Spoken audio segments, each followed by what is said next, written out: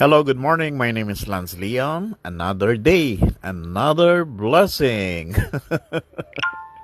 So, 7 days po tayo dito. So, libangin natin ang sarili natin.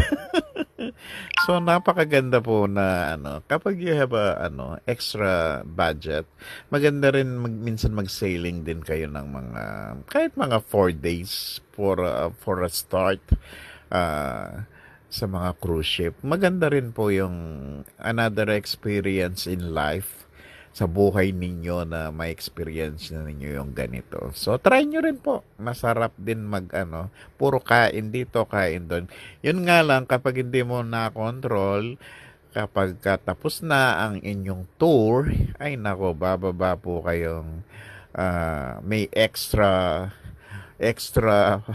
kayo fats or tumaba po kayo, talagang madadagdagan po yung timbang ninyo kasi po unlimited, lahat ng gusto mo, lahat nandyan po. Laging may pagkain sa mga restaurant. Hindi lang iisa mga restaurant, napakadami ring restaurant dito sa Norwegian cruise ship na ito.